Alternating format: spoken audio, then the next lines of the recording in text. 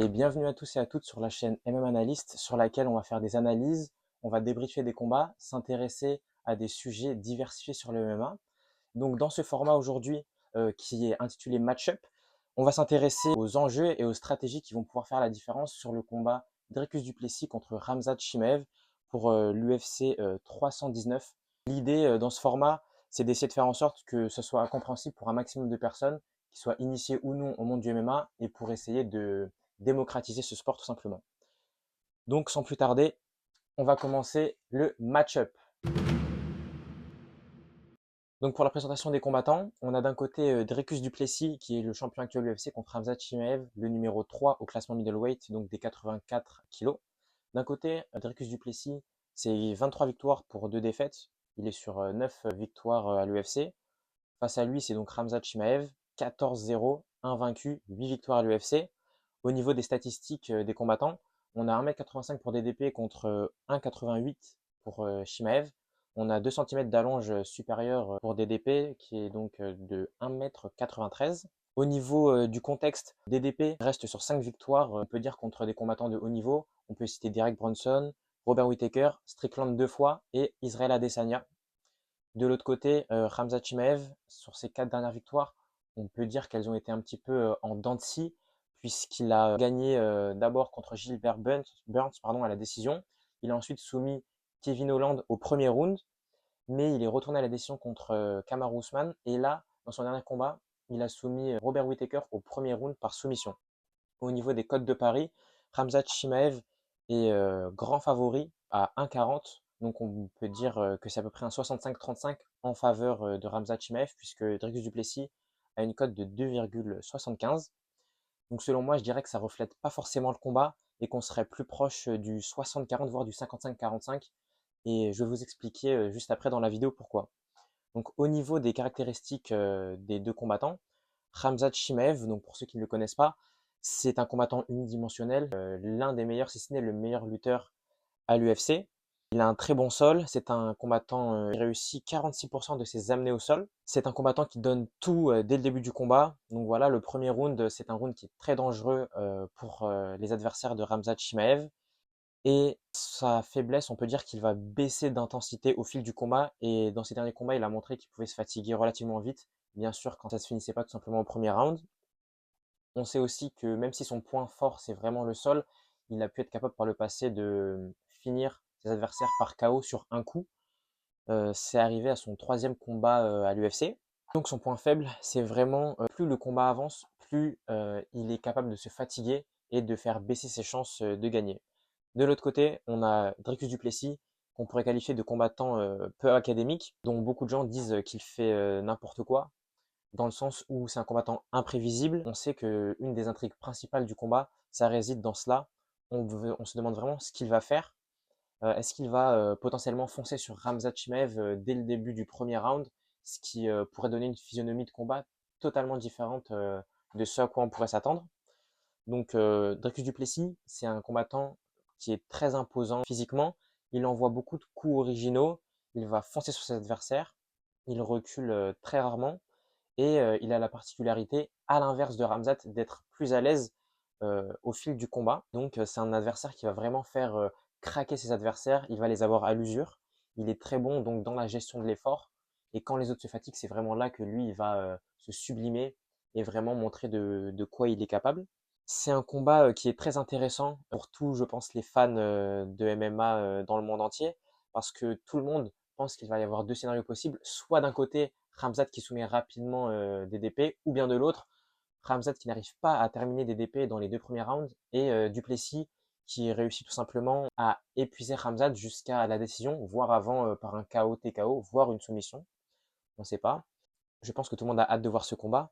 Donc on va passer maintenant aux clés du combat, donc ce qui correspond aux stratégies des deux adversaires. On va commencer par Khamzat Chimaev, le challenger. On va dire que le game plan de Khamzat Chimaev devrait être orienté dans la tentative d'amener au sol Dricus du Plessis et puis de le soumettre, bien évidemment. De l'autre côté, pour DDP, ça va être un game plan un peu différent qui va sûrement consister au fait de survivre dans les 2 premiers rounds du combat et profiter de la potentielle fatigue de Khamzat Chimaev pour ensuite attaquer, accélérer et le noyer dans ce rythme intense qu'il a l'habitude de mettre. Donc on va voir maintenant ça plus en détail. Donc pour Khamzat Chimaev, stratégiquement, on sait qu'il a une palette très large en lutte et au sol principalement. Il est capable d'amener au sol en double leg ou en single leg, donc c'est quand on attrape une jambe ou deux jambes, single, double. Il peut accompagner ces amenés au sol là de crochetage de type judo, où il va vraiment venir crocheter la jambe pour accompagner sa saisie en body lock. C'est un combattant qui va constamment chercher à déséquilibrer l'adversaire qu'il a en face de lui. Il va vraiment essayer d'orienter la phase de lutte dans plusieurs directions et de donner beaucoup d'informations à l'adversaire. Quelque chose qui va être vachement intéressant dans ce combat, parce qu'on sait que Dricus du Plessis ne dépense pas beaucoup d'énergie pour éviter d'aller au sol, c'est-à-dire qu'il accepte souvent de se faire amener au sol. On peut penser qu'il va se faire amener au sol dès la première ou deuxième tentative de Chimaev. Et donc à partir de là, le plan pour Chimaev, ça va être simple. Je pense comme il le fait à son habitude, donc il va essayer de progresser, de rechercher la soumission en attendant la première erreur de Dricus du Plessis. Je vois plutôt Khamzat Chimaev essayer de prendre le dos comme il le fait très souvent et progresser probablement vers un étranglement arrière ou bien un Darce choke. Je pense qu'il a un intérêt à tirer au moment où Dricus du Plessis foncerait sur lui, on va dire, en baissant la tête et en envoyant des crochets larges pour aller lui plonger dans les jambes, voire les chevilles comme Chimaev a fait dans son dernier combat face à Whittaker. Ça va être intéressant quand on voit que Dricus du Plessis est un combattant qui est très très lent. Même s'il est prévisible dans les coups qu'il choisit d'envoyer, il n'est pas forcément très vif, surtout si Chimaev tient la distance. Donc, il peut peut-être avoir le temps de trouver le bon timing pour attaquer en lutte Dricus du Plessis. Également, pour le game plan de Chimaev, il va pouvoir envoyer, comme je le disais, beaucoup d'informations. Je me base pour vous dire cela sur notamment le combat contre Whittaker, le dernier en date pour Chimaev, où on voit qu'il lui prend le dos et il commence à amorcer sa soumission en créant lui-même l'espace entre le bras de Whittaker et son visage qui essaie de se protéger et justement éviter un quelconque étranglement. Alors que contre Ousmane, Chimaev n'a pas réussi à le soumettre puisqu'il est resté vraiment très prudent, il n'a pas essayé de s'en sortir, il a vraiment essayé de nullifier chaque situation, chaque tentative de Chimaev. À chaque fois qu'il lui tendait un piège, Ousmane cédait vachement de la cage pour ne pas lui laisser d'espace et pour tout simplement l'empêcher de progresser. On a aussi vu que Chimaev était très fort lorsqu'il est en top position, donc en haut de son adversaire, dans une position au sol, pour isoler les jambes. On l'a vu contre Ousmane. Je vous mettrai quelque part là une photo. Donc on sait dans ces moments-là, il isole les membres et il sait être patient pour vraiment attendre que l'adversaire fasse une erreur et tout simplement capitaliser dessus. On peut se dire que s'il n'arrive pas à imposer son game plan, ça serait potentiellement une surprise pour certains, mais dans ce cas-là, le combat deviendrait potentiellement difficile, même si là, il vient d'annoncer il y a 2-3 jours dans une interview dans un média américain que il était prêt pour faire 5 rounds. Donc, il semble avoir laissé de côté tous ses problèmes de cardio qui étaient dus à son Covid long, donc qu'il avait eu il y a quelques années, qu'il avait éloigné des cages de MMA. Donc maintenant, on va passer au game plan de Dricus du Plessis pour voir comment il peut contrer ce dont on vient de parler. Donc Dricus du Plessis, je pense qu'il va plutôt essayer de jouer sur son point fort, donc le fait d'être imprévisible. Il a lui-même déjà affirmé qu'il n'avait pas forcément de plan en entrant dans ses combats, se contentant souvent d'avancer sur ses adversaires sans même se préoccuper de plus de tactique que ça, on va dire. Même si là, ça peut être compliqué car contre un Khamzat, il faut ni laisser d'espace debout, ni laisser d'espace au sol. Je pense que la clé du combat vraiment pour Duplessis, ça va être d'essayer de ne pas se retrouver proche de la cage, donc dos à la cage. Bien évidemment, essayer de repousser les tentatives d'amener au sol de Chimaev, de bloquer les bras de Chimaev à chaque fois, contrôler les poignets, les bras, l'empêcher vraiment de progresser dans sa lutte. Aussi, essayer de ne pas donner son dos trop facilement. On a vu DDP contre Derek Bronson qui essaye des fois de se relever dans des positions où il expose son dos, ce qui n'est pas forcément conseillé, à part certains combattants qui le font, comme Dustin Poirier, à qui ça peut réussir parfois. Mais là, contre DDP, surtout contre un spécialiste de la lutte contre Chimaev, ça peut être vraiment un gros risque qui pourra payer cher. Ensuite, un autre point pour Duplessis, il devrait sûrement avancer sur Khamzat pour l'empêcher de gérer le rythme du combat, de trouver sa distance et de le troubler et de retarder les amener au sol. Lui aussi, donc, lui donner beaucoup d'informations. On sait que Khamzat va pas forcément douter parce qu'il arrive avec sa lutte, il essaie de l'imposer, il a peur de personne. Et voilà, essayer de ne pas être trop statique avec sa garde haute, vraiment essayer de se déplacer tout simplement. Ce qui peut être intéressant pour Duplessis aussi, c'est de varier les frappes, que ce soit des jabs qu'il a pu envoyer contre Adesanya ou aussi des kicks, essayer de briser les appuis peut-être de Shimaev. Également, je pense que ça va être important pour lui de ne pas envoyer trop de coups, trop de combinaisons. Souvent, on voit Duplessis qui va s'emporter, envoyer des crochets larges, il va vraiment surengager et parfois commencer à tourner le dos à son adversaire. Et c'est là que Chimaev, qui a un bon timing dans sa lutte, pourrait l'attaquer et ça pourrait se retourner tout simplement contre lui. Il va aussi falloir se méfier notamment des transitions de Chimaev, parce qu'on l'a vu contre Whittaker, il vient saisir la cheville sur son amené au sol, mais après il remonte très rapidement sur la cuisse. Ça c'était pardon contre Kamaru Usman. Voilà, il remonte très rapidement sur la cuisse, et après il va souvent chercher un balayage ou à arracher la jambe de l'adversaire pour le faire tomber directement. Donc pour Du Plessis, le plan de jeu, donc si on considère qu'il va survivre au premier round, c'est à partir de la fin du deuxième round, voire du troisième, d'attendre donc cette fatigue de Chimaev qui survient notamment à ce moment-là, et d'essayer d'accélérer en avançant sur lui et tenter de le noyer debout pour le rendre un peu plus offensif. Et on sait que Du Plessis, avec son style original, il est difficile à lire et donc à contrer. Dans un combat comme ça, il devrait vraiment ne pas trop subir, mais essayer d'initier tout en restant mesuré, en n'offrant pas trop de solutions à Chimaev qui pourrait encore une fois s'en servir pour mettre fin au combat très très rapidement. Également, on a vu DDP aller beaucoup ce qu'on pourrait appeler à la bagarre, donc en distance de boxe anglaise dans la poche, donc très très proche, essayer vraiment d'envoyer des coups très forts, comme je l'ai dit, donc aller à la bagarre. On a vu contre Adesanya, Chimaev s'est aussi laissé aller à ça contre Kamaru Usman à la fin dans le troisième round. Ça peut être concluant étant donné que DDP frappe très fort et que Chimaev a beaucoup d'ouverture. On a vu beaucoup de fois Chimaev avec une garde certes très haute, mais beaucoup d'adversaires qui arrivaient avec des jabs à traverser cette garde et à lui toucher le visage tout simplement. On sait que, voilà, que les déplacements de Chimaev seront limités sûrement s'il vient être fatigué dans le combat. Donc je pense que DDP doit miser là-dessus. Donc maintenant on va passer aux points de vigilance. Donc c'est des points on va dire d'incertitude qui pourraient avoir une influence sur le combat. Je vais commencer par vous parler du fait que Chimaev semble avoir pris une sorte de maturité.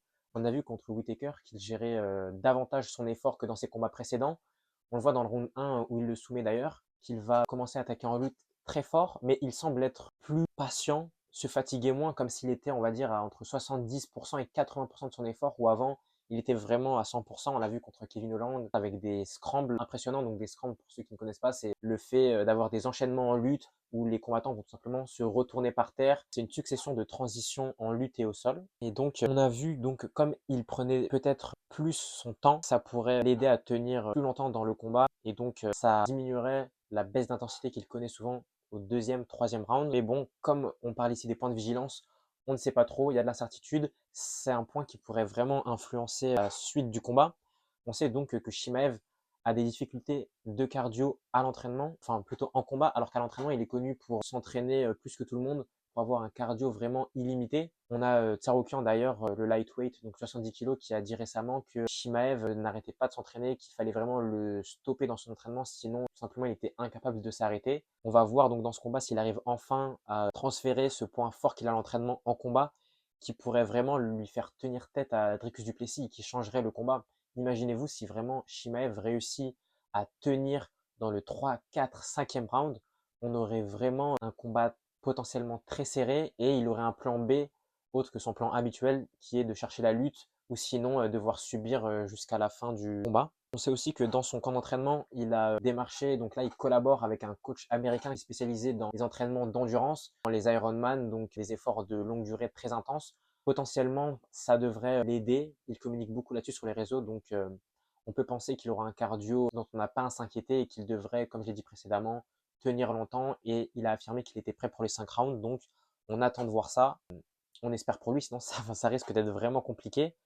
Aussi, un autre point de vigilance, c'est la différence de force entre les deux, de puissance. On ne sait pas trop debout en lutte gréco-romaine, donc la lutte debout, le corps à corps, comment ça va se passer, étant donné que Dricus du Plessis, même au sol, il compense beaucoup son manque de technique par la force. Il se relève en force, il essaie de soulever ses adversaires plutôt que de passer par de la technique. Donc c'est vraiment deux caractéristiques opposées entre Chimaev d'un côté et DDP de l'autre. Et dans le cas où il n'y a pas forcément une différence de force énorme entre les deux adversaires, Chimaev, qui est un très bon lutteur, on peut penser qu'il aura un gros avantage et qu'il n'aura vraiment pas de difficulté à gérer les phases de lutte debout. Aussi, un autre point de vigilance, le dernier, ça va être l'approche du combat de la part de Du Plessis. Donc, est-ce qu'il va laisser passer l'orage, la tornade de Khamzat Chimaev au début, ou on peut penser qu'il va avoir de l'ego, comme il a dit en interview, c'est-à-dire il va accepter la lutte, il va répondre et essayer d'aller sur le terrain même de Khamzat, le défier et essayer de rivaliser. C'est un combat avec des surprises. Et maintenant, pour terminer, on va passer à mon pronostic personnel. Donc je pense que c'est un combat très serré sur le papier. Personnellement, je vais pronostiquer une victoire de Khamzat Chimaev par soumission dans le deuxième round. Il a selon moi des détails en lutte et au sol qui sont bien supérieurs à Dricus du Plessis, et notamment au vu des ouvertures que du Plessis a laissées au sol et même debout. Je pense que Chimaev a de quoi bien préparer ses attaques en lutte, bien feinter avec des feintes en striking pour justement aller chercher le body lock, donc autour du haut du corps de son adversaire, ou directement aller chercher les jambes. Je pense que vraiment Dricus du Plessis n'aura pas les réponses, n'aura pas les détails, et que ça fera la différence. Donc Chimev, je pense qu'il a orienté encore une fois son camp d'entraînement vers la lutte, ce qui semble logique vu que c'est son point fort. Je pense vraiment qu'il aura travaillé beaucoup de chemin vers la soumission, beaucoup d'enchaînement. Donc il aura des plans A, B, C, D, et c'est devenu quelque chose de naturel. On sait qu'il a un énorme passif en lutte depuis qu'il est tout jeune.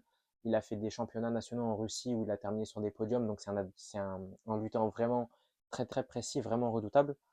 Donc je pense que en prenant ce chemin privilégié qui est de la lutte et du grappling, je pense qu'il va réussir à le soumettre. Et quand bien même il n'arriverait pas à le soumettre dans les 2 premiers rounds, je pense qu'il a potentiellement des ressources et que son cardio, je l'espère du moins, a progressé et qu'il sera capable de gagner le combat potentiellement sur le long terme. Si jamais ça ne passe pas et que Chimev n'arrive pas à soumettre, je pense que Dricus du Plessis se dirigera vers une victoire au 4e round ou 5e round par KO TKO.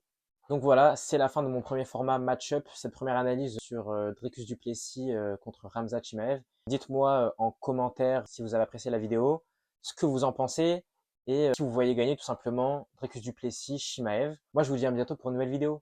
Ciao!